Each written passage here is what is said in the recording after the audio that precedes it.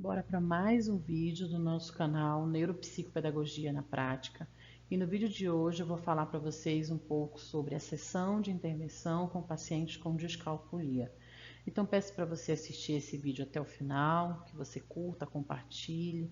Use os comentários para enviar suas perguntas, porque a partir de agora, toda semana, eu quero estar colocando vídeo sobre algum tema relacionado à prática neuropsicopedagógica clínica e institucional. Então, bora para o tema de hoje.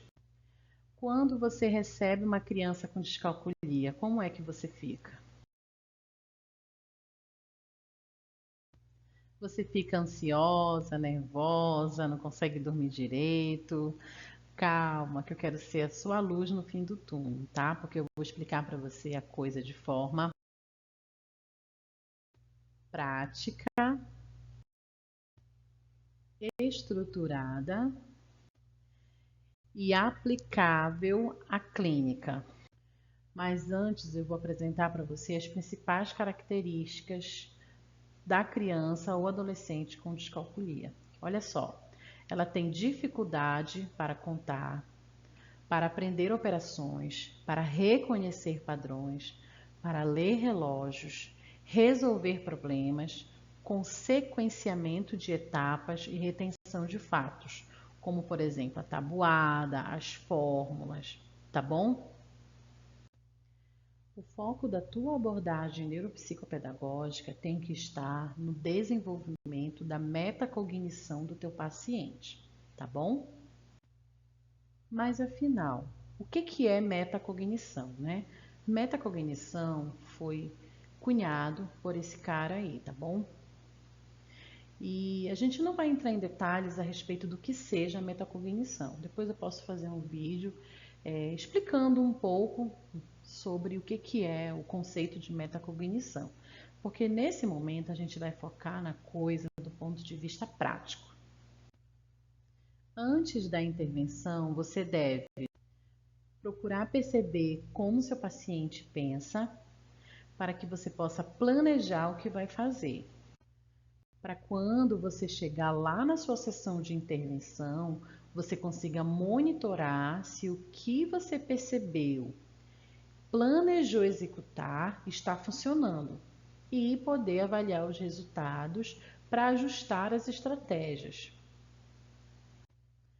Ok, mas qual a estrutura base da intervenção metacognitiva?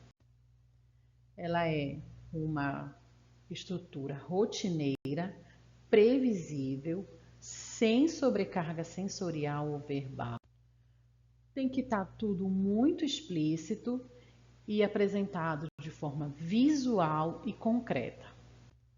Para isso, você vai utilizar o ciclo metacognitivo guiado, que tem por objetivo ajudar o paciente a pensar antes de agir.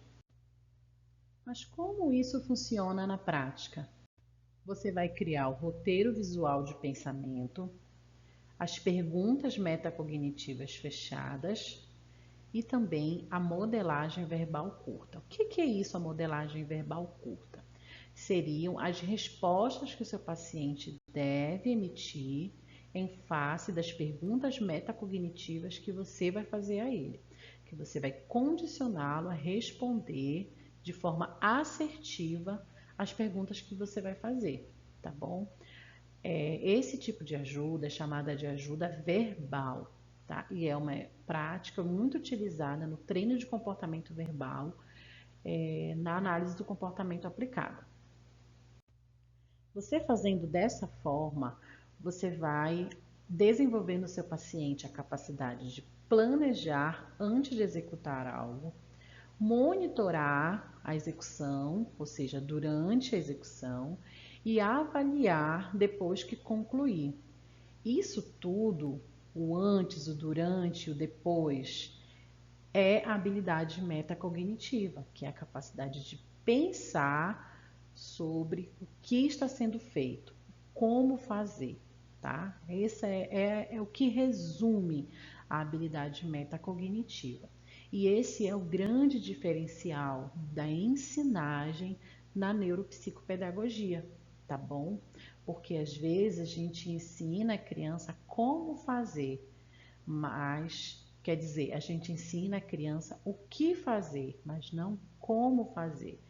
Então, conforme a criança ela vai aumentando o nível de complexidade de raciocínio, das demandas escolares, das demandas de aprendizagem, essa habilidade sobre o pensar sobre o fazer acaba se tornando algo muito enfadonho, muito difícil, tanto para a criança quanto para a equipe pedagógica e também para o psicopedagogo. Então, se você seguir esse passo a passo, com certeza você vai conseguir desenvolver as habilidades metacognitivas necessárias para o seu paciente com descalculia, aprender as noções matemáticas que ele necessita para ter sucesso na vida escolar. E olha aí alguns exemplos de perguntas metacognitivas. Antes da criança começar a executar, a fazer atividade, você pode perguntar para ela: o que você precisa fazer? Essa é uma operação de adição, de subtração, de multiplicação ou divisão, ou é uma fração? É o quê? E qual é o material que você vai utilizar? Qual ele consegue melhor? Aí você vai dispor sobre a mesa para que ele possa escolher, tá? E você também vai perguntar para o paciente como que você vai fazer. Quando você pergunta para o paciente como você vai fazer, automaticamente você exige desse paciente a memória processual, que é a memória do passo a passo. E você lembra que lá no começo eu falei que uma das dificuldades principais do paciente com descalculia é essa dificuldade de sequenciações de ações, de pensar a sequência de ações que ele precisa executar para que ele possa chegar ao resultado exato. E a matemática, a gente sabe que ela exige vários passo a passo. E aí você precisa, ok, organizar essa sequência de forma visual. Pode ser uma frase. Primeiro, por exemplo, se for uma operação de adição, primeiro você vai organizar os números, unidade embaixo de unidade, dezena embaixo de dezena. Você vai fazer as adições da direita para a esquerda, por exemplo. Números com resultados a partir de 10, você coloca o primeiro número, ele vai para cima do número anterior, o segundo número fica embaixo da linha e assim sucessivamente. Então você precisa organizar esse passo a passo para que esse paciente ele possa condicionando o como ele vai fazer. Isso é muito importante, tá bom? Para a criança com descalculia. Também você pode, por modelagem verbal, ajudar essa criança a internalizar perguntas metacognitivas também, como por exemplo essas aí, ó. Estou conseguindo? Preciso de ajuda? E outras que você vai percebendo ao longo da sessão, perguntas que ele precisa fazer. Porque às vezes a criança ela não consegue fazer algo e ela fica ali, parada, olhando, ou então ela se levanta e vai embora, ou ela fica com raiva e começa a querer rasgar a atividade, ou então ela quer bater no terapeuta, jogar as coisas de cima da mesa. Então, a gente também precisa, por modelagem, fazer a criança pedir, tá, as ajudas que ela precisa, tá bom? Para que ela não se frustre, para que ela consiga fazer. No primeiro momento, obviamente, será com ajuda, mas depois, condicionando através dessa técnica, você vai conseguir que a criança, o teu paciente, consiga fazer com independência. Olha só, outra frase que a criança pode aprender por modelagem. Não entendi isso aqui, não entendi isso, me ajuda, por favor. Que a criança ela precisa, tá bom? Desenvolver essas falas, até porque quando o indivíduo ele se depara com a dificuldade de algo, normalmente ele fica muito retraído. Então ele precisa encontrar em você essa confiança que ele não encontra em outro lugar, ok? Você que é o profissional que tem que fazer com que a criança ela Sinta prazer em estudar, a tal ponto que o aprender seja o seu maior reforçador, o maior incentivador dos seus estudos. Eu sempre falo que as pessoas elas podem não gostar de estudar, mas com toda certeza elas gostam de aprender. Ok, mas como monitorar?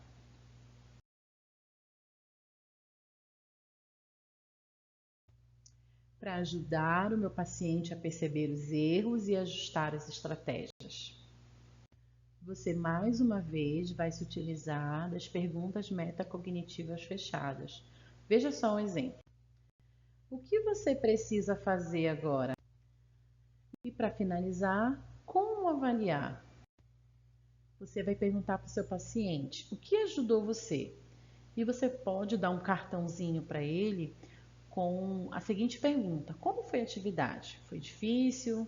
Foi médio ou foi fácil? Para ele marcar, tá bom? Isso serve como um diário de autoavaliação do paciente, para que ele possa sempre estar observando. Ah, ontem, na sessão anterior, eu achei difícil, mas hoje eu achei até mais fácil. Isso vai ajudar na motivação do teu paciente, com toda certeza. E aí você vai fazer o seu registro, a sua avaliação. Ah, o paciente ele conseguiu concluir? Sim, ele conseguiu concluir, mas ele concluiu com ajuda. Em que eu precisei ajudá-lo? Em que etapa? Em que parte da operação ele precisou de ajuda? Que tipo de ajuda eu precisei ofertar para esse paciente? Ou então, não, ele não concluiu. Toda essa autoavaliação feita pelo paciente e a sua avaliação, ela vai te servir de base para que você possa responder essa pergunta aí, ó. O que podemos tentar da próxima vez? E também o teu paciente, ele pode responder essa pergunta, porque ele pode também sugerir o que a gente pode tentar numa próxima vez, tá? E isso vai te ajudar muito na próxima sessão.